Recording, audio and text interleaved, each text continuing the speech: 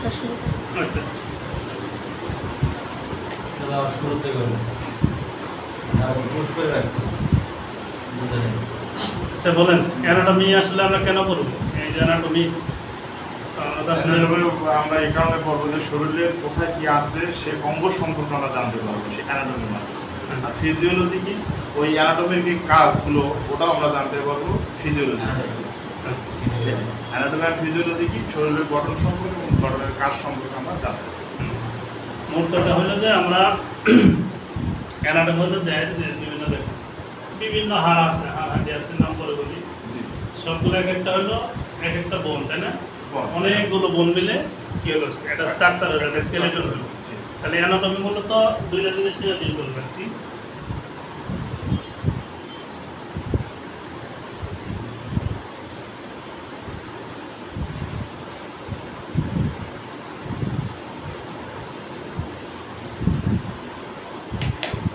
একটা হলো ফর্ম আর একটা হলো স্ট্রাকচার। হ্যাঁ,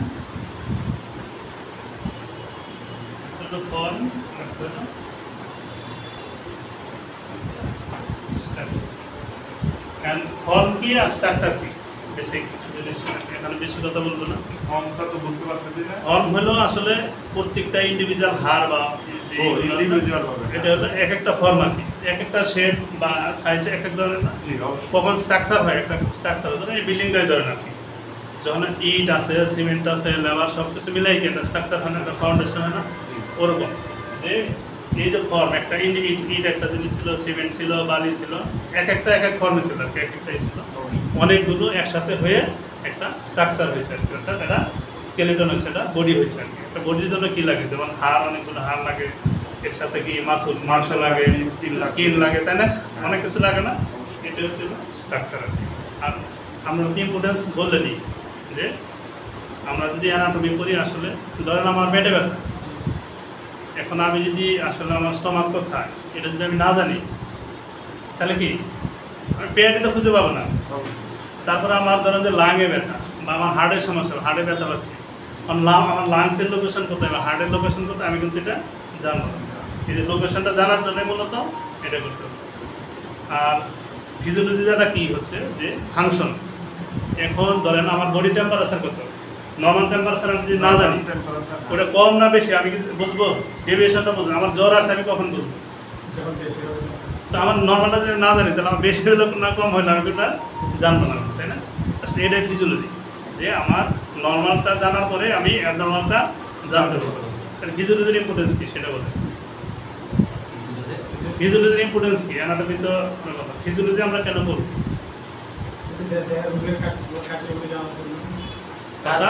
সেটা কাজ জানার জন্য, শরীরের নর্মাল কাজ আমি জানতে হবে, অর্থাৎ বডির যে নর্মাল ফাংশনগুলো আছে এটা আমাকে জানতে হবে। নর্মাল ফাংশন বিভিন্ন ধরনের হতে পারে, যেমন আমার হার্টবিট কত, নর্মাল হার্টবিট কত, তারপর আমার পালস রেট কত, তারপরে আমার যে বডির যে আমার যে বডির কত পার্সেন্ট ব্লাড থাকবে, ব্লাডের এই যে বিভিন্ন ধরনের যেখানে যায় যে নর্মাল ফাংশন যদি আমি না জানি, আমি ব্লাড টেস্ট করছি তো আমি যদি একটা স্ট্যান্ডার্ড দেখবেন যে আমরা যখন ব্লাড টেস্ট করি বা আপনারা যখন করেন দেখবেন যে একটা স্ট্যান্ডার্ড ভ্যালু দেওয়া থাকে, কিন্তু পুরুষের এক ধরনের থাকে, মহিলার এক ধরনের, ওর থেকে কতটুকু ডেভিয়েশন দিচ্ছে। অর্থাৎ আমি যদি নর্মালটা জানি তাহলে আমার আসলে কমছে না বাড়ছে, কমলো না বাড়লো এটা আমি আইডেন্টিফাই করতে পারলাম। তারপরে আমি কোথায় যাবো, যে এই যে আমি আইডেন্টিফাই করলাম যে কমছে, তখন আমি চিন্তা করবো কী কী কারণে কমতে পারে, কী কী ডিজিজ হলে কমতে পারে। আমি যদি বেড়ে যায় তখন আমি আইডেন্টিফাই করতে পারবো যে কী কী ডিজিজ হলে বাড়ে বা কী কী কারণে কমে। তাহলে আমার কি, যে আমি যদি নর্মাল জানি, নর্মাল ফাংশন যেরকম জানলাম ওরকম কী করবে ফিজিওলজি আমি জানি, আমার নলেজ যদি ভালো থাকে তাহলে আমি কি সহজে প্যাথোলজি আইডেন্টিফাই করতে পারবো, অর্থাৎ রোগকে আমি আইডেন্টিফাই করতে পারবো। আর আইডেন্টিফাই যদি আমি করতে পারি, ডায়াগনোসিস যদি করতে পারি, তাহলে কি আমি ট্রিটমেন্ট করতে পারবো। আর যদি ডায়াগনোসিস আমি ঠিক মতো না করতে পারি তাহলে উল্টাপাল্টা ট্রিটমেন্ট দেবো, যে যত ওষুধ আছে অ্যান্টিবায়োটিক, অ্যান্টিহিস্টামিনিক, পেন কিলার সব দিয়ে দেবো। আর যদি আমি ঠিক মতো বুঝি যে ডায়াগনোসিস করতে, তখন আমি স্পেসিফিক ট্রিটমেন্ট দিতে পারবো। ধরেন যে অ্যান্টিবায়োটিক দুই ধরনের আছে, অ্যান্টিবায়োটিকের উদাহরণ দিয়ে একটা আছে ব্রড স্পেকট্রাম, একটা ন্যারো স্পেকট্রাম বা শর্ট স্পেকট্রাম। ব্রড স্পেকট্রাম হলো অনেক ডিজিজের এগেনস্টে কাজ করবে, আর যেটা হলো শর্ট স্পেকট্রাম বা ন্যারো স্পেকট্রাম স্পেসিফিক ডিজিজের বিরুদ্ধে কাজ করবে। এখন ধরেন আপনার বাসা কথা যায় না, ধরেন যে ফার্ম গেট থেকে আসলাম, ফার্মগেট থেকে আমি ধরুন যে গেছি হলো মোহাম্মদপুর দেখি 1 নম্বরটা এদিকে ঘুরে কিন্তু আসা যাবে। আর আমি যদি সরাসরি এখান দিয়ে আসি দুই দিকে কিন্তু আসা যাবে। এখন আপনি যে এত দিকটা ঘুরে আসলেন, এখানে আসে যে আপনার যে অবস্থা, আর আপনি যদি সোজাসুজি এখানে আসেন, কোনটা আপনি কোন জায়গায় ভালো থাকবেন? আপনার বডি টায়ার্ড হবে না, তাই না? কাজ করবে, কিন্তু দুইটাই কাজ করবে। আপনি এখান দিয়ে আসলে এখানে বসাইলেন, আবার এখান দিয়ে আসলে আপনি এখানে বসাইলেন। পার্থক্যটা হলো কি, সাইড ইফেক্ট যেটা কি, অর্থাৎ আমি দুর্বল হয়ে গেছি ওরকম ওষুধের ক্ষেত্রে আপনি যদি স্পেসিফিক ডিজিজ আইডেন্টিফাই করতে পারেন, তখন স্পেসিফিক ট্রিটমেন্ট দেবেন, ওটা সরাসরি কাজ করবে। আর আমি যদি মনে করি যে না জানি, তখনও ওই সব কিছু দিব, ওই ঘুরে টুরে আসে এখানে কাজ করবে, কিন্তু সাইড ইফেক্ট আদার্স যেগুলো আছে এভাবে। তাহলে আমি ফিজিওলজির ইম্পর্টেন্সটা বোঝানোর জন্য বললাম না। আমি যদি ভালো ফিজিওলজি জানি, তাহলে আমি সহজেই ডেভিয়েশনটা ধরতে পারতেছি। কম বা বেশি হলে আমি ডেভিয়েশনটা ধরে, তাহলে আমি যখন ডেভিয়েশনটা ডিজিজ প্যাথোলজি জানতে পারলাম, ডায়াগনোসিস করতে পারলাম, তাহলে আমি ট্রিটমেন্টটা আমি 5টা ওষুধ দেবো না, তাহলে স্পেসিফিক একটা ওষুধ আমি দিয়ে দেবো। তাহলে আমার রোগী দুর্বল হলো না। তাহলে আসলে কি আপনারা জানেন কি যায় না, ওষুধ কিন্তু কাজ করে না, এটা জানেন?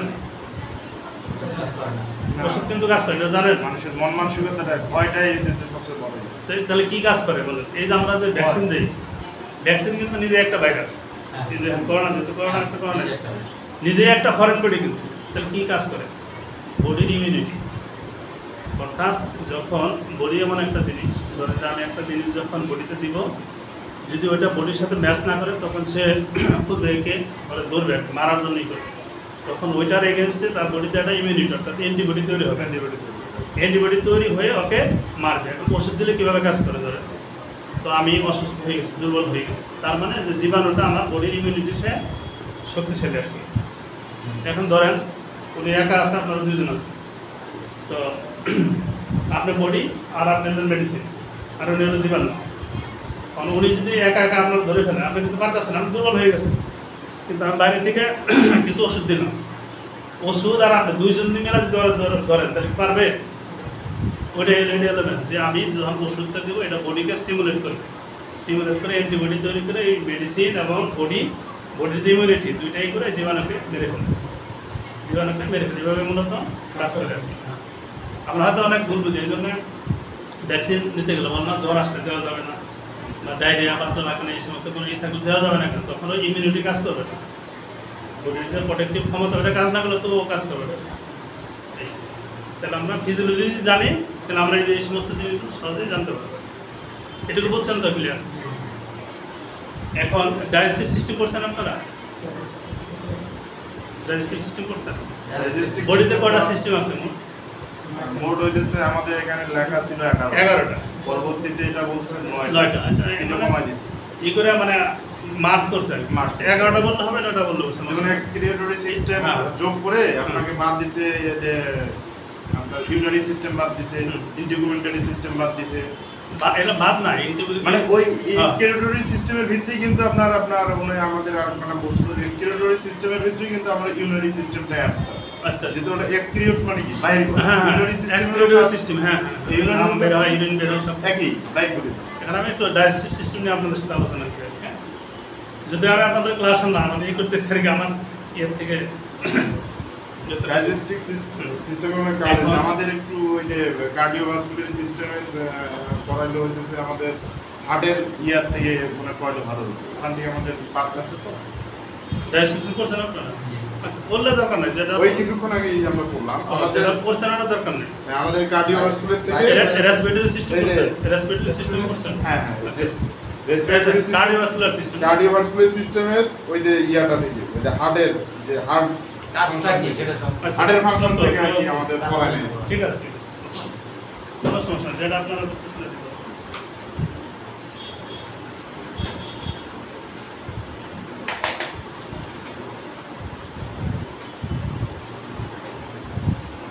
কার্ডিও মানে কি বলতে পারবেন? হার্ট, কার্ডিও হচ্ছে রক্ত সঞ্চালন তন্ত্র। কার্ডিও মানে হার্ট, হ্যাঁ, ও কার্ডিও মানে হার্ট। আর এই যে ভাস্কুলার মানে ভেসেলস, হ্যাঁ, ভেসেলস। এন্ড ভেসেলসের ভিতরে স্যার এটা একটু চেঞ্জ করে নিন, হ্যাঁ, মার্কারটা একটু চেঞ্জ করে দিন।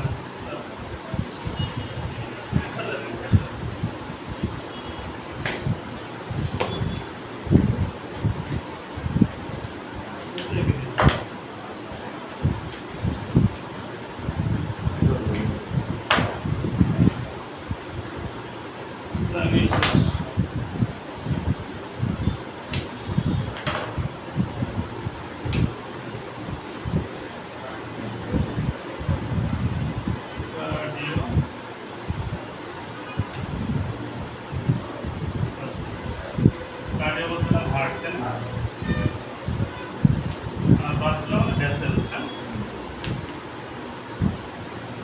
আর হার্ট তো আমরা জানি ভেসেলসের ভিতরে কি আছে? আর্টারি, ভেইন আর ভেইন আছে, আর একটা এটা আছে ক্যাপিলারি। ক্যাপিলারি। ক্যাপিলারি অনেকগুলো আছে না। আর আর্টারি, ভেইন, ক্যাপিলারি আমরা মানে জানি আর কি। এই যে দেখেন যে অর্থাৎ কার্ডিওভাস্কুলার সিস্টেম কি, যে বডির আমাদের যে রক্ত সঞ্চালন নিয়ে যেটা কাজ করে আর কি, এটা হচ্ছে কার্ডিওভাস্কুলার সিস্টেম। তাহলে দেখেন আপনারা ওটা বাইর করে রাখবেন। কত নাম্বার আছে এটা? 25 নম্বর থেকে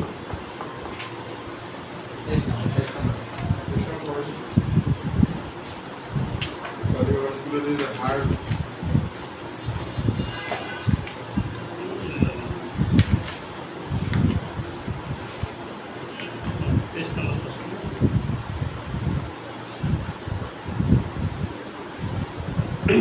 কার্ডিওভাস্কুলার সিস্টেম না।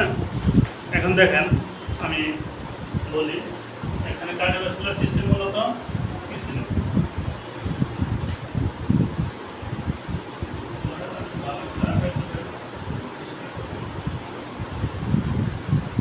চারটা ভাগ ছিল তাই না? রাইট এটিএম, লেফট ভেন্ট্রিকল, তাই না? লেফট এটিএম, লেফট ভেন্ট্রিকল, এই চারটা পার্ট আছে। এখান থেকে কিন্তু ভালভ আছে, হ্যাঁ, মানে দরজা আছে এরকম, হ্যাঁ। এখন দেখেন তার সংজ্ঞাটা পড়েন, তারপরে আমি আস্তে আস্তে যাই আর কি। দেহের যে সিস্টেম দ্বারা দেহে রক্ত সঞ্চালন ঘটে তাকে কার্ডিওভাস্কুলার সিস্টেম বলে। কার্ডিওভাস্কুলার সিস্টেমকে সার্কুলেটরি সিস্টেম বলে, অর্থাৎ কি হয়, বডির রক্ত সঞ্চালন হয়, তাই না? তো রক্ত সঞ্চালন হয় তো কীভাবে হচ্ছে দেখেন। আর তারপরে বলতেছে যে দেহের সকল অংশে রক্ত সঞ্চালন করায় কার্ডিওভাস্কুলার সিস্টেমের কাজ। রক্ত সঞ্চালনের মাধ্যমে দেহের বিভিন্ন অংশে খাদ্যের উপাদান পৌঁছে যায়। এটা একটু মনে হয়, এটাই আমি আলোচনা করবো একটু। এই যে আমাদের যে এটিএম ভেন্ট্রিকল আছে আর কি, ভালভ আছে, অর্থাৎ এই দেখেন আমরা নর্মালি আমরা চিন্তা করি একটু যে আমরা যে কাজ করি, সারাদিন ধরে কাজ করলাম, অফিস করলাম, বা তখন আমরা কি টায়ার্ড হই না, টায়ার্ড হয়ে যায় না, তো তখন আমাদের রেস্টের দরকার হয়, তাই না? এই যে আমরা আমাদের বডিতে হার্ট তো সবসময় কী করতেছে, পাম্প করতেছে না, যে রক্ত আস্তে আস্তে ওইটা আবার সারা বডিতে দিয়ে দিচ্ছে, সারা বডিতে ঘুরে ঘুরে আস্তে আস্তে আর কি। ধরেন যেহেতু আমরা নর্মাল জীবনে যে চিন্তা করি যে আমি কাজ করলে যে টায়ার্ড হয়ে যাবে, ক্লান্ত হই, তাহলে এই যে আমার বডি যে কাজ করতেছে, বডির আসলে ব্লাড কি সামনের দিকেও যাচ্ছে, পিছনের দিকেও যাচ্ছে, এখানে কী হচ্ছে, এই যে ব্লাডের চলাচল হচ্ছে, ব্লাডের চলাচলের পথে সে কী করতেছে, এখানে যে মাসল আছে, তারপরে আমার কি আছে, আমি পানি খাচ্ছি, বিভিন্ন খাবার খাচ্ছি, এদের সাথে কিন্তু কিছু দূষিত হয়ে যাচ্ছে আর কি, হচ্ছে না? দূষিত হচ্ছে কিনা? হচ্ছে। অথবা আমি যে খাবার খাচ্ছি, এই যে একটা ফাংশন যেটা বলছে দেখেন, যে রক্ত সঞ্চালনের মাধ্যমে দেহের বিভিন্ন অংশে খাদ্যের উপাদান পৌঁছে যায়, তাই না? কারণ আমি খাইলাম, গেলো পেটে, এটা আমার সারা রক্ত সঞ্চালনের মাধ্যমে কীভাবে পৌঁছায়, একটা প্রশ্ন আছে না? এই যে ধরো যে হার্টের যে সঞ্চালন হচ্ছে আর কি, এখান থেকে এখানে আসতে আসতে, এখান থেকে বডিতে যাচ্ছে, আবার এখান থেকে এখানে এসে বডিতে ঘোরাফেরা করতেছে আর কি। এই যে ব্লাডটা দূষিত হচ্ছে বডির বিভিন্ন অংশ গিয়ে, এটা কোথায় পিউরিফিকেশন হচ্ছে? না, কোথায় পারবেন? এই যে হার্ট তো সবসময় পাম্প করে দিচ্ছে, জি, বডির বিভিন্ন অংশে চলে যাচ্ছে, ছড়িয়ে যাচ্ছে। এই যে বডির পিছনের অংশ, সামনের অংশ, যে জায়গা থেকে যে আস্তে আস্তে দূষিত হলো, যে এটা কোথায় পিউর হতে হবে, কোথায় পরিষ্কার হবে? পরিষ্কার হইতেছে কি আপনার, পরিষ্কার হইতেছে গিয়া ইয়াতে, আপনার হার্টে। না, হার্টে পরিষ্কার হবে না, হার্ট শুধু পাম্প করে সাপ্লাই, লাংসে, হ্যাঁ, লাংসে দিয়ে পরিষ্কার হবে। লাংস পিউরিফাই করে এটাকে কি করবে, আবার পূর্ণাঙ্গ শরীরে কার্বন ডাই অক্সাইড, আবার মনে করলে কিছু নিচে গেল, পরে গেল, আস্তে আস্তে। জি, তাহলে হার্ট হলো কী করতে, সারা দেহে সার্কুলেশন করতেছে। এখন তাহলে খাবারটা কীভাবে যাবে? এই যে আমরা খাইলাম, এখানে কাজ লেখা আছে যে ব্লাডের মাধ্যমে আবার নিউট্রিয়েন্টটা চলে যাচ্ছে। আমরা খাচ্ছি কোথায়? মুখ দিয়ে খাচ্ছি, মুখ দিয়ে খাচ্ছি, খাওয়ার পরে কোথায় যাচ্ছে? স্টমাকে যাচ্ছে, তাহলে এটা রক্তে গেল কেমন, তাই না? মানে আপনারা কি জানেন যে স্টমাকের 4টা লেয়ার আছে, ডাইজেস্টিভ সিস্টেম করছিলেন? হ্যাঁ, স্টমাকের 4টা সিস্টেম আছে। কি করছিলেন? এটা হইতেছে গিয়ে লেখা আছে মাসেল লেয়ার, তারপরে হইতেছে গিয়া ভুলে গেলাম 4টা লেয়ার। আচ্ছা মাসেল লেয়ার আছে, আর একটা হইতেছে গিয়া দেখলে অবশ্য বলতে পারবো। আচ্ছা দেখেন একটু দেখেন, এটা গুরুত্বপূর্ণ আর কি হাড়ের সাথে। জি তাছাড়া হাড়ে আমাদের লেভেলে বুঝছেন, হার্টের সার্কুলেশনটা এইটুকু জানা দরকার কি। আর ওখান থেকে হার্ট তারা আমরা সার্জারি করবো না, এই করবো না, আলাদাই আছে হার্টের কাজটা। হ্যাঁ ওই হ্যাঁ, মাসেল লেয়ার, সাব মকুচা আর মকুচা। হ্যাঁ আর 4টা লেয়ার থাকে। হ্যাঁ, আমাদের স্টমাকের 4টা লেয়ার থাকে, বুঝছেন? এটা হলো প্রথমে মিউকোসা, তাই না? মকুচা, হ্যাঁ, মিউকোসা, মিউকোসা, উচ্চারণ হলো মিউকোসা। মিউকোসা, 2 নম্বর হলো sub mucosa. Sub mucosa. Sub mucosa, হ্যাঁ। হ্যাঁ, তারপরে আরেকটা ছিল মাসকুলার লেয়ার, না? Muscular layer. Muscular layer. আরেকটা ছিল কি? সেরোসা। সেরোসা বা সেরোসা বিভিন্ন নামে বলা হয়, হ্যাঁ? সেরোসা। সেরোস সেরোসা বা সেরাসম্যান মেমব্রেন। সেরাস মেমব্রেন, হ্যাঁ। 4টা লেয়ার থাকে কিন্তু আমাদের, তাই না? জি। এখন দেখেন এই যে আমাদের পেটের সাথে এই যে একটার সাথে কিন্তু আরেকটা অঙ্গভাবে জড়িত আর কি। একটা সিস্টেমের সাথে আরেকটা কিন্তু একবারে ওতপ্রোতভাবে, কাউরে বাদ দিতে পারবে না। মানে পেট খারাপ হইলে হার্টও খারাপ হবে, সবই খারাপ হবে। এই যে মিউকোসা স্টমাক যে ছিল একটা, যে হিডেন যে স্টমাক ছিল যেটা, স্টমাকের এই লেয়ার 2টা 3টা 4টা এবার থেকে এরকম আছে, হ্যাঁ।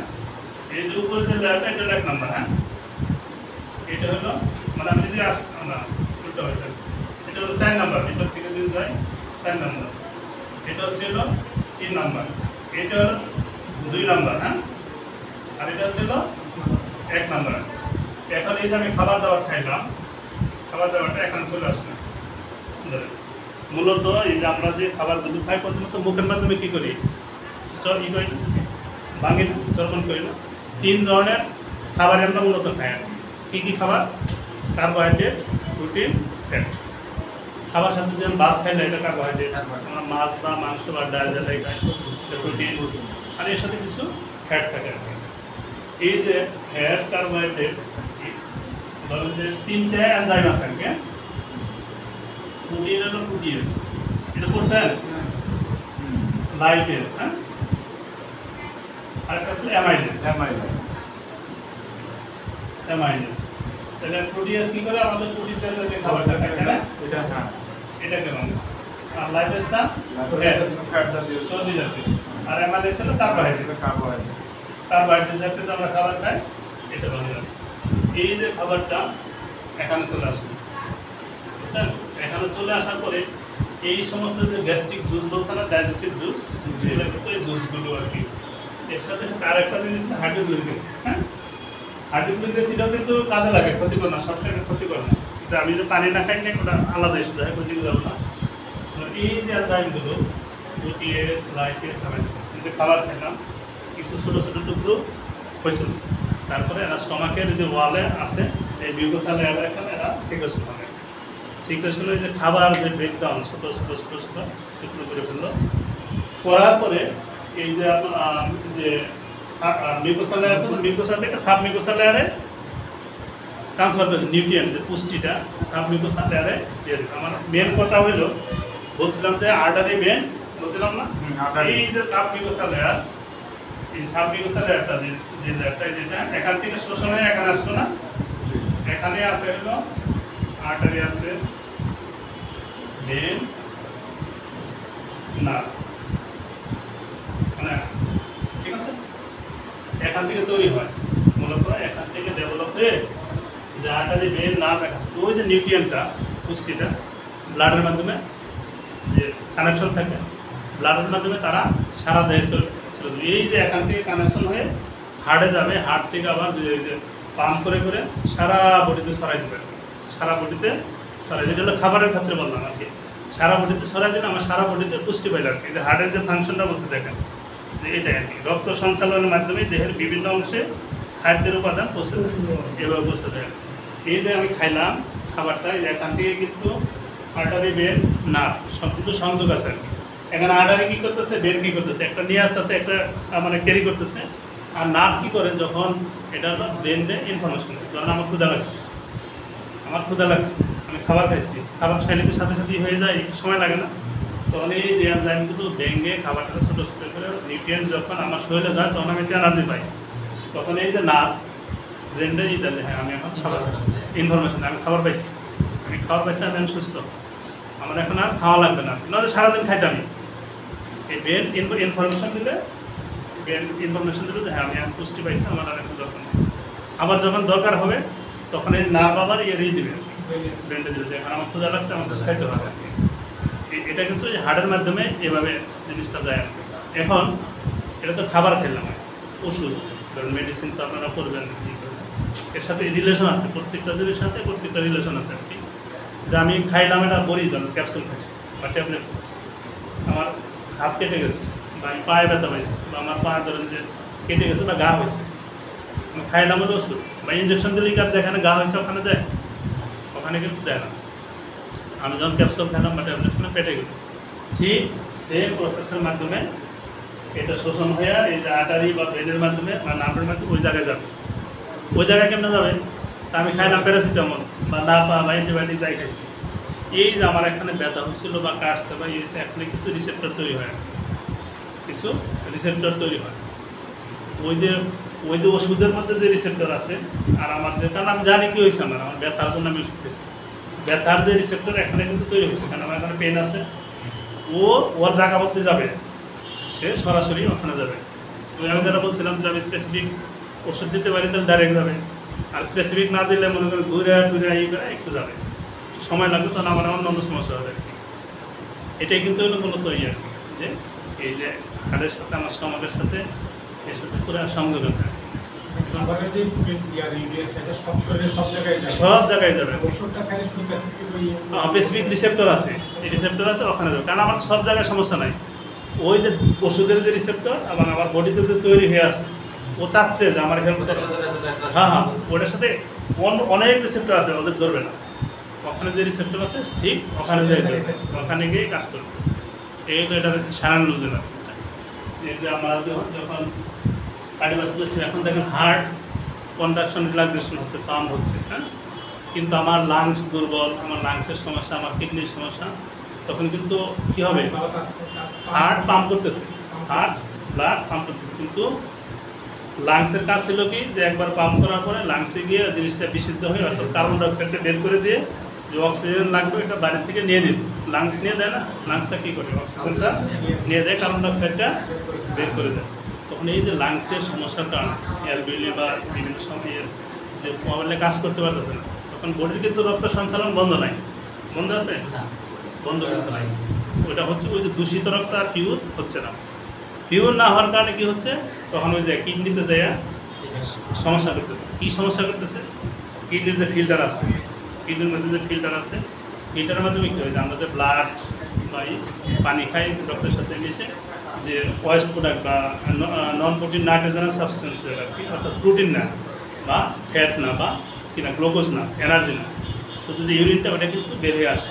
এই যে মনে করেন যে যেহেতু আমার লাংসের সমস্যা হয়ে গেছে, তখন পিউরিফাইড হচ্ছে না আর কি, যেহেতু ভেজাল আছে, তখন ওই কিডনি ওটা যে দূষিত পদার্থটা মিশে গেছে, পুরাটা ফিল্ট্রেশন করতে পারতেছে না, সাক করতে পারতেছে না, তখন এই কিডনির মাধ্যমে অনেকের যদি গ্লুকোজ চলে আসে বা ব্লাড চলে আসে, হ্যাঁ, ইউরিনের মাধ্যমে অথবা পাঁচ সেল বিভিন্ন ধরনের সেল, তখন ইউরিনারি সিস্টেমের সমস্যা হয়ে যায়। একটা লাংসের সমস্যা হলে মানে হার্ট তো তার কাজ করবে, লাংসের সমস্যার কারণে পিউরিফাই করতেছে না, পিউরিফাই না করলে ওই জায়গায় যে সমস্যা হচ্ছে। কোনটা হার্ট ব্লক আসলে কি, হার্ট ব্লকটা এত সহজ জিনিস না, এটা হয় কি ব্লক বলতে কি, এই হার্টের ভিতরে অসংখ্য আর্টারি আছে, এই যে আর্টারি ভেন আছে না, এই যে আর্টারি ভেন আছে আর কি, হ্যাঁ। এখন ব্লক কি আসলে, ব্লক জিনিসটা কি বলি, যে ব্লাডের কোলেস্টেরল বেড়ে যায়, কোলেস্টেরল লেভেল বেড়ে গেল, তখন ওটা আস্তে আস্তে আস্তে এম্বোলা হয়, ফ্যাটের মতো আর দানা বাঁধায়। এই যে ভিতরে যে গোমেন আছে না, মানে ছিদ্র আছে না, এই ছিদ্রটা ধরে যে আস্তে আস্তে এদিকে ফ্যাট জমা হয়, হ্যাঁ, ফ্যাট জমা হয়ে হয়ে আস্তে আস্তে চিকন হয়ে যাচ্ছে, হ্যাঁ, চিকন হয়ে একটা পর্যায়ে এখানে ব্লক হয়ে যায়। ব্লকের অল্টারনেটিভ এখানে ছোট ছোট ক্যাপিলারি আছে, কিছু ছোট ক্যাপিলারি যেটা ছোট ছোট অংশ কিছু সময় পাস করে আর কি, কিছু সময় পরে ওটা ব্লক হয়ে যায়। একটা দুটো ব্লক হলে তারপরেও এই করে কি চলতে পারে, বাইপাস করে ওরা চলে আর কি। যখন বেশি হয়ে যায় তখন সমস্যা, তখন ব্যথা অনুভব হয়, কারণ তার যে স্পিডে যাওয়ার কথা, ধরুন যে আমার 4টা গাড়ি আসলো, এছাড়া একটা গাড়ি যাচ্ছে, তো গাড়ি জমা হয়ে যাবে না, তখন জমা হয় তখন এই ব্লকটা ইয়ে করে, তখন এটা সার্জারি করে যেটা করে এখান থেকে কিন্তু আর সেই করতে পারবে, অল্টারনেটিভ বাইপাস করবে, আর্টারি করে ই করবে।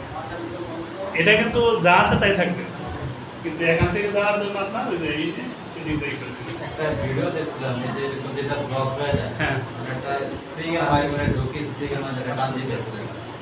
জি বুঝি, স্প্রিং এ একটা সুতার মধ্যে ঢুকে একটা স্প্রিং করে স্প্রিংটাতে ওটাকে ভেঙে দেয়, ভেঙে দিয়ে এটা শোষণ করে বের করে দেয়। ক্রাশ করা সম্ভব হলে ক্রাশ করে, কিন্তু অনেক ক্ষেত্রে ক্রাশ করা সম্ভব হয় না। অ্যাম্বুলিজমটা যে ইনিশিয়াল পর্যায়ে থেকে প্রাথমিক পর্যায়ে থেকে ওটা সম্ভব হয়, যখন বেশি হয়ে যায় না, এই জন্য আসলে কি প্রথমে হাত ব্লকের কী হলে যে কোলেস্ট্রল জাতীয় খাবারগুলো একটু কম খাওয়া, বয়স হয়ে গেলে একটা বয়স হয়ে গেলে, আর এটা হলো চর্বি জমে জমে জমে জমে যে একটা লাইন ছিল ওটাকে আস্তে আস্তে ই করে দেয়, এটাই হাত ব্লক। আর কোনো কোশ্চেন বলেন? আচ্ছা দেখান, এই যে এখন কার্ডিওভাস্কুলার সিস্টেমে এই দেখান, মানে কিডনির কথায় আসছিলাম কেন, ওই যে এই রিলেশনে আসছিলাম যে রক্ত সঞ্চালনের মাধ্যমে দেহের বিভিন্ন অংশে খাদ্যের উপাদান পৌঁছে যায় এবং টিস্যুর বজ্র পদার্থ কিডনির মাধ্যমে দেওয়ার দিকে বের করে দেয়। অর্থাৎ যে কিডনির মাধ্যমে যে বজ্র পদার্থ বের হয়, কিডনির ভিতরে একটা ক্ষমতা আছে, এটা ক্ষমতা আছে না, যে অনেকে এই কী করে বেশি পানি খায়, 5 লিটার 7 লিটার পানি খায়, না দরকার নেই। আমাদের কিডনির একটা দারুণ ক্ষমতা আছে, তার ফিল্ট্রেশন স্থাপন করার জন্য কিন্তু এটা এই দরকার হয়। এই যে ধরেন হার্টের যে রক্ত চলাচল চলতেছে, আর তখন কি যে লাংসের সমস্যা হয়ে গেছে, পিউরিফাই করতে পারতেছে না, তখন ওর সাথে বজ্র পদার্থ লোডটা বেশি হয়ে যায়, তখন কিডনি ওটা নিতে পারে না, কাজ করে কিন্তু পুরাটা সাক করতে পারে না। আস্তে আস্তে কিডনির যে ফিল্টার আছে, ফিল্টারটাও আমার টিউবওয়েলে কী হয় যে বেশি ময়লা আয়রন থাকে, তখন কি একটা পর্যায়ে কী হয়, একবার পুরো বন্ধ হয়ে যায় না, চেঞ্জ করা লাগে না। আমরা বাসায় যে ফিল্টারই করি, একটা পর্যায়ে কিন্তু আর ওটা ফিল্টারেশন হয় না, ছাকানো হয় না, বন্ধ হয়ে যায় না, কিডনি দ্বারা আমি চেঞ্জ করে ফেলতে পারবো না, এই করতে পারবো না। এই জন্য যে আমার যে লাংসের ই করা, টেক কেয়ার করা, সেই সাথে সাথে হার্টের যাতে ব্লক না হয়, বা ব্লক না হলেও যদি আপনার কোলেস্ট্রল জন্য যে লুমেনটা মানে ছিদ্রটাই হয়ে যায় আর কি, মানে চারদিকে মোটা হয়ে যায়, ছোটো হয়, তখনও সমস্যা হয়। যে লেভেলে যেভাবে ব্লাড কোর্স আস্তে আস্তে কোর্সটা সে কন্ট্রোল করতে পারে না, তখন অনেকে কিন্তু যখন ওই বেশি প্রেশার উপরে বা চাপ করে তখন কী হয়, তখন শরীর বা অনেক সময় স্ট্রোক করে, মানে মানে যে স্পিডে যাওয়ার কথা, গাড়ি যাওয়ার কথা 4টা গাড়ি আছে, রাস্তা আছে একটা, তখন কী করবো, তাই একজন আরেকজনের সাথে ই করে ঝগড়া বিবাদ করে হার্ট ফেলিউর হয়ে যায়। হ্যাঁ, এটা তো এটা হলো ব্লাডের যে স্পিডটা নিতে পারে না, তখন যে ভেনগুলো ছিঁড়ে যায়, যে রাস্তা ছিল ই করছিল, যে স্পিড আসছে ওটা নিতে পারে না, তখন এই যে কী হয়, যেন অনেকে নাক মুখ দ্বারা চলে আসে।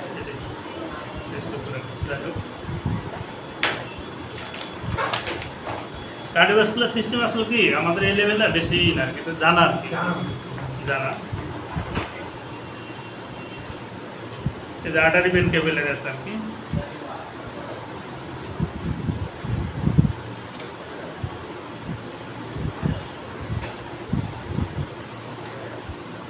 দেখেন যে কার্ডিওভাস্কুলার সিস্টেমে কি এর কাজকে 4টি ভাগে ভাগ করছে। একটা হলো টিস্যুতে রক্ত সরবরাহ করা, টিস্যু তো বুঝি আমরা, টিস্যু বুঝি, হ্যাঁ, অর্থাৎ আমাদের বডি এটা আমরা জানি বেসিক জিনিস ক্লিয়ার থাকবে না,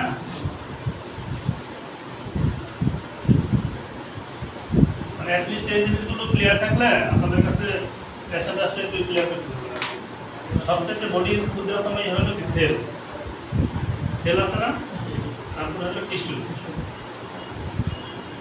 তারপরে কি অর্গান, তারপরে হলো সিস্টেমের পরে হলো বডি, তাই না? এই যে সেল মানব দেহের তো অনেক অসংখ্য সেল, অনেকগুলো সেল মিলে একটা টিস্যু হয়ে যাবে। টিস্যু থেকে একটা অর্গান, ধরেন যে হার্ট একটা অর্গান, লাং একটা অর্গান, তাই না? তারপরে আপনার ধরেন যে অনেকগুলো অর্গান মিলে হার্ট, লাং, কিডনি সবগুলো মিলে সিস্টেম, তাই না? অনেকগুলো মিলে, যেমন ডাইজেস্টিভ সিস্টেমে ধরেন, আমরা যদি ডাইজেস্টিভ সিস্টেম যদি করছেন আপনার এটা সহজ হবে।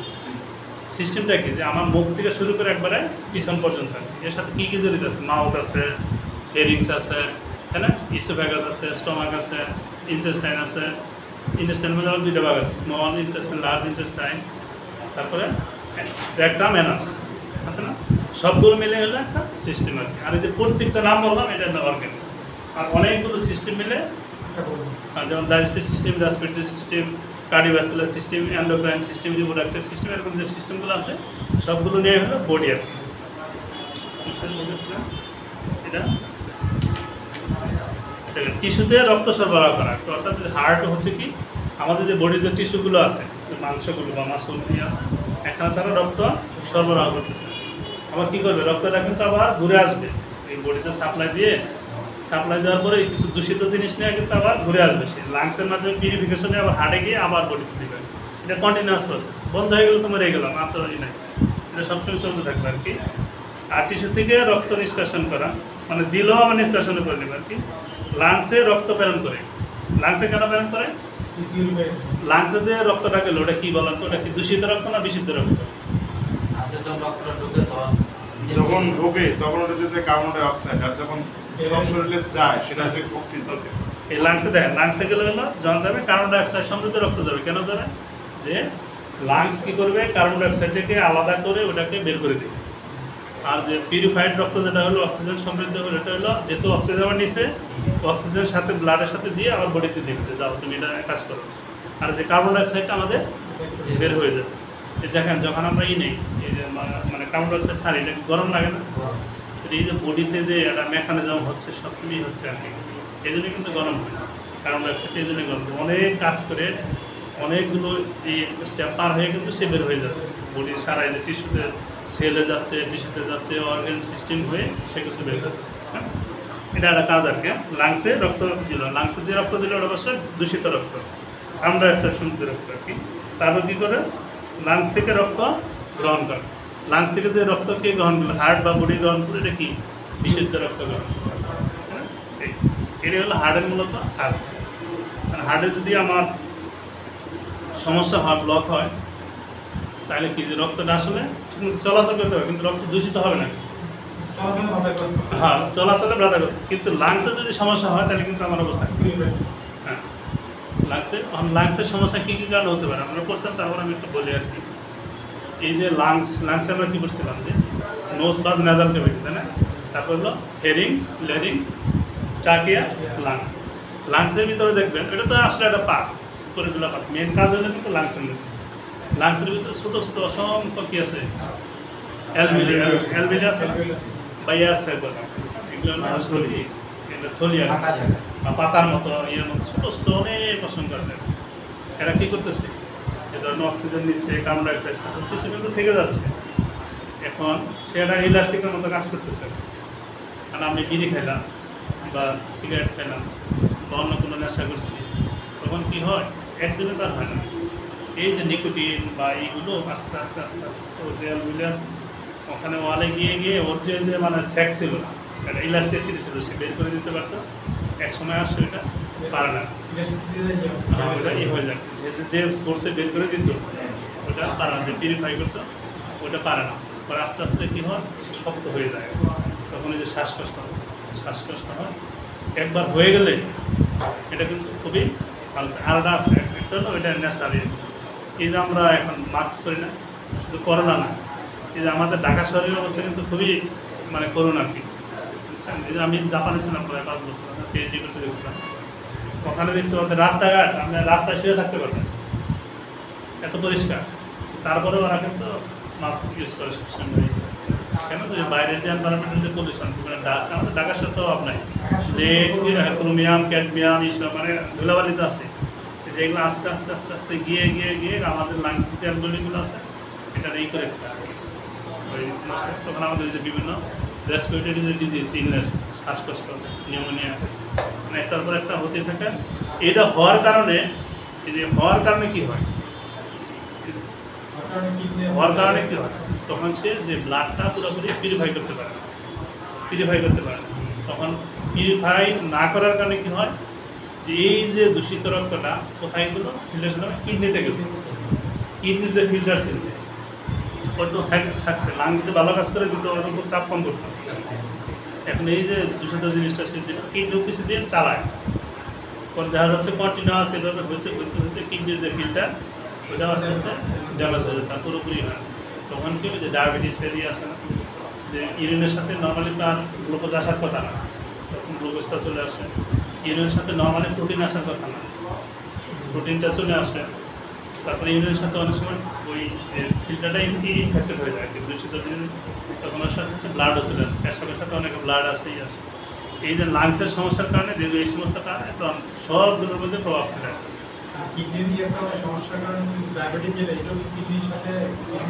হ্যাঁ, ওই ফিল্টারেশন কম করতে পারে না, আস্তে আস্তে ফিল্টারেশন এটাও করতে পারে না। তখন কি হয়, যখন লাংস ঠিক মতো কাজ না করে বা করতেছে, তখন এই যে ব্লাড বা যে পিউরিফাই হচ্ছে না, তখন মানুষের নার্ভাস সিস্টেমে যে এফেক্ট হবে, তখন চিন্তা করে, বিভিন্ন টেনশন করে বা করে। ওই টেনশনের কারণে কি হয়, যে গ্লুকোজ নর্মালি যে হওয়ার কথা আর কি, ডিপোজিট হওয়ার কথা, যে পরিমাণ আমরা খাই এনার্জি হিসেবে যাওয়ার কথা ওটা যায়, মানে হরমোন ঠিক মতো অনেক প্রসেস আছে, এগুলো মানে জটিল প্রসেস, মানে হরমোন যা আছে আমাদের বডিতে ওটা ওইভাবে কাজ না করার কারণে তখন ওটা বডিতে যে অ্যাবজর্পশন হওয়ার কথা ছিল এনার্জি না হয়ে ওই কিডনিতে আসে, কিডনির লোড বেড়ে যায়, তখন এগুলো আস্তে আস্তে হয়। টেনশন একটা ডায়াবেটিসের অন্যতম কারণ। টেনশন করলে স্যার আমি একটা প্রশ্ন করবো। হ্যাঁ অবশ্যই। যেমন স্যার আপনি বললেন যে হচ্ছে গিয়ে মাস্কের ব্যাপারে, যেটা করলে আমাদের যে অ্যালভিওলারি স্কিলটা যেটা আছে সেটার মধ্যে পড়বে।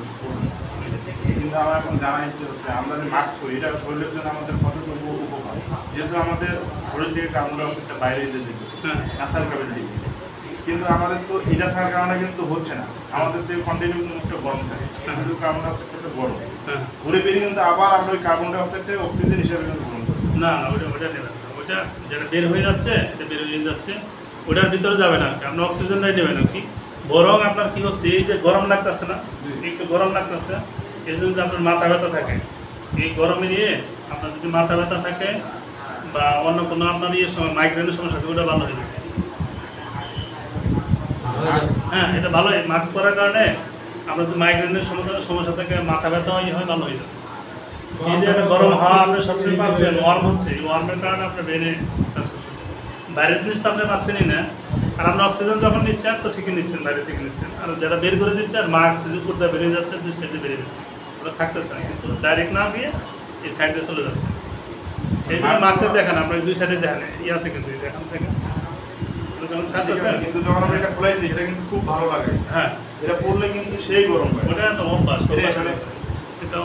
যেটা শরীরের জন্য আমাদের শরীরের জন্য কোনো ক্ষতিকর না। আপনার আমাদের এনভায়রনমেন্টাল কন্ডিশনে এটা ভালো, এটা ভালো, অক্সিজেনটাই যাচ্ছে। ঠিক আছে, কিন্তু মাস্কটা তো আপনার এটা একটু গরম, করোনা ভাইরাস আসার কারণে তো এত ভুগতেছেন, তাই না? আগে যেটা জানা না এখন দেখবেন আপনারা একটু খেয়াল করে না, যদি বাড়ির বাসায় থাকে, করোনা তো আসলে মাস্কে হচ্ছে ঠিক আছে, কিন্তু যাদের যে আপনার আগে এমনি লাংসের সমস্যা ছিল, সর্দি কাশি ছিল, এগুলো দেখবেন যে 70% কমে গেছে। আত্মীয় স্বজন থেকে 70% কেন কমেছে? আপনার যে ডাস্ট বা বাইরের এগুলো যাচ্ছে না, আর যার মাথা ব্যথা ছিল 50% ভালো হয়েছে। আমার নিজেরই ব্যথা ছিল, মাস্ক পরার কারণে আমি জাপানে যাওয়ার পরে করছি, তো পরে আমার কোনো মাথা ব্যথা হয় আমার 2 দিন পর এখন আমি করোনা আসার আগে কিন্তু মাস্ক করছি, এখন তো বাধ্য। আমি কিন্তু করি, কিন্তু তারপর আমার জানার ইচ্ছে। না এটা ভালো, আপনি যখন বাসায় থাকবে তখন বাসার ভিতরে পিউরে, রাস্তায় যখন যাবেন ধুলাবালি আপনার সাইনোসাইটিসের সমস্যা হতে পারে, ধুলাবালি এটা হবে না সে সময় তো করতেই। আর এই যে আমাদের মাথায় ব্যথা হয় কেন জানেন? এটা আমাদের মাথায় কিন্তু অসংখ্য হোল আছে, ছোটো ছোটো ছিদ্র আছে, সাইনাস, এই যে যাদের সাইনোসাইটিস প্রবলেম হয়, আমরা সর্দি আছে না কাশির মতো, এইগুলো ওখানে জমে যে এইগুলো আছে, ওগুলো মানে হয়ে থাকে। আপনার গরম দিলে বা দিলে ওখানে গরম লাগলে আস্তে গলে দিয়ে বের হয়ে যায়, না হলে প্রচণ্ড ব্যথা থাকে। এটা মানে মেকানিজম আছে, সব কিছুরই আছে, সিস্টেম আছে, সিস্টেম আছে। কিন্তু আসলে 2-1 দিনে বা অল্প দিনে ওটা ই করে না। আমরা যখন 5 বছর 6 বছর করছি এগুলা ই করে 2-1 দিনে এটা আসলে ওভাবে ই না আর কি। যাই হোক তারপরেও বেসিক জিনিস শিখতে হবে আর কি। যখন আপনি একটা জিনিস করতে যাবেন যে বেসিক জিনিসটা জানেন অ্যাটলিস্ট আপনি এটা দিতে পারবেন না, ট্রিটমেন্ট দিতে পারবেন না। ট্রিটমেন্ট যারা বড় গাড়ি আর এই সমস্ত বেসিক জিনিসগুলো জানলে আপনি ধরেন যে আপনার জন্য ই হবে, ট্রিটমেন্ট করতে সুবিধা হবে। যা কি বলছে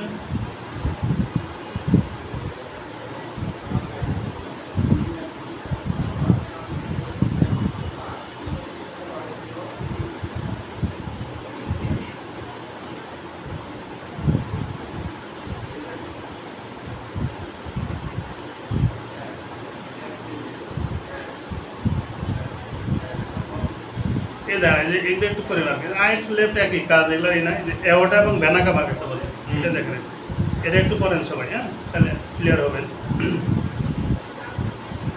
ভ্যানাকা মানে অনেকগুলো ভেন, হ্যাঁ অনেকগুলো ভেন একসাথে মিলে একটা ভ্যানাকা হয়।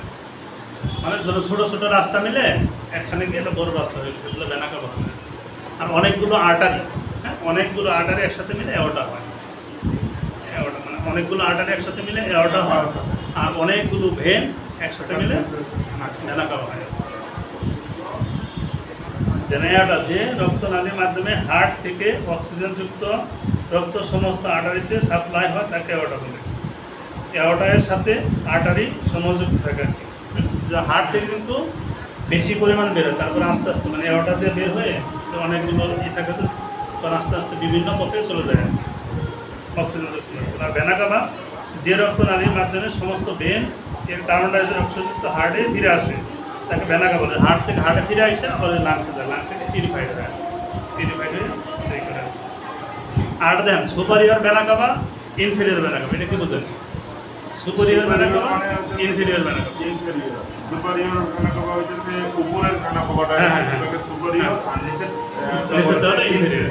অর্থাৎ আমাদের বডি দেন হার্ট আছে দুইটা ভাগে ভাগ করে, এটা হলো সুপারিয়র আর নিচের জায়গা হলো ইনফেরিয়র। দুই পাশে কিন্তু সাপ্লাই দেবে এবং দুই পাশ থেকে আবার ফেরত আসবে, ফেরত এসে এক জায়গাতে ঢুকে এটা পিউরিফাই হবে।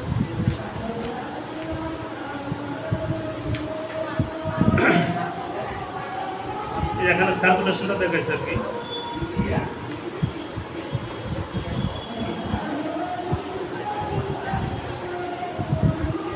আচ্ছা এই যে ইউরিনারি সিস্টেমের হার্ট কোনো কোশ্চেন আছে নাকি আপনাদের? যদি কোনো কিছু বোঝার থাকে বলতে পারেন।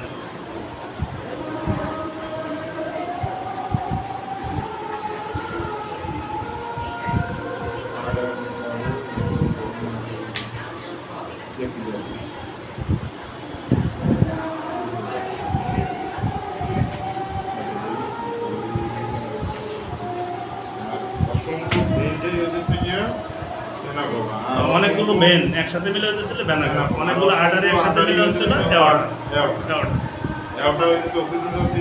হ্যাঁ রক্তগুলো কাজ নিয়ে কাজ করে আর আর ক্যাপিলারিটা কি? ক্যাপিলারি হলো যে ওই ভেইনের ছোট ছোট ছোট ছোট বিভিন্ন যে ছোট ছোট ইয়ে হয়ে গেছে না, ব্রাঞ্চে অনেক অসংখ্য ব্রাঞ্চে ছোট ছোট ইয়ে গেছে, টিস্যুতে সাপ্লাই দিচ্ছে, যে টিস্যু বা পার্টিকুলার সেলে যে সাপ্লাই দিচ্ছে, এটা হচ্ছে ক্যাপিলারি।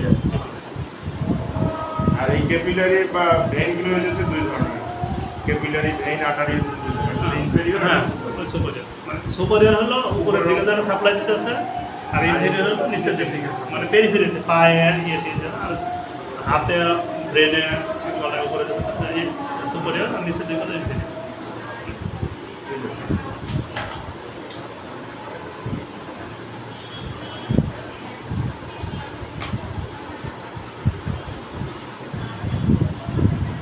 এই আর কি, ভালো থাকেন সবাই।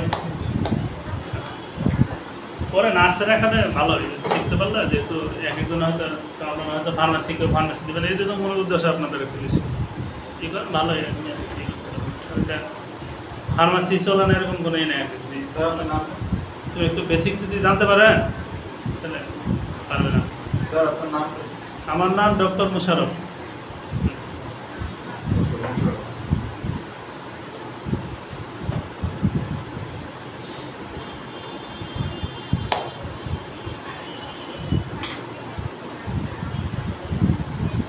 ঠিক আছে থাকেন। আসসালামু আলাইকুম।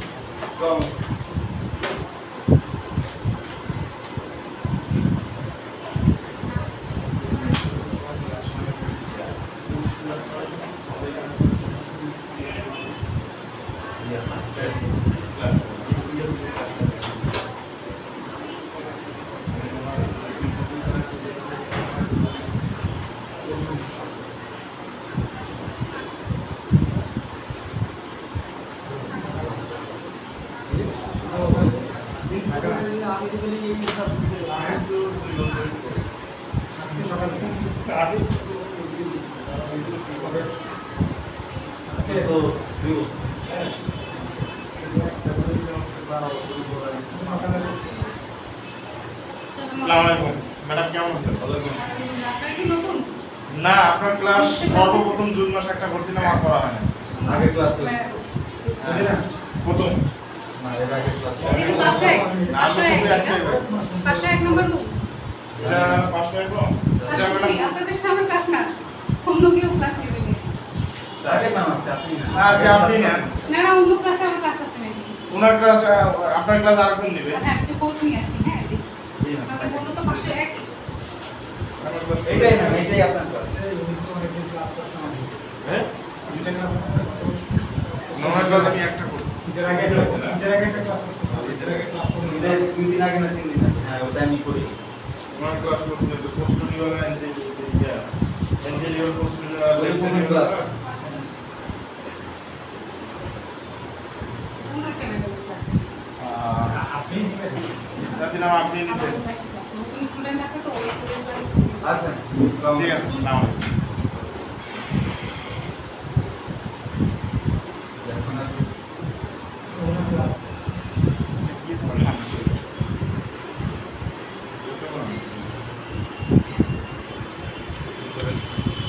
Supposed to clean up.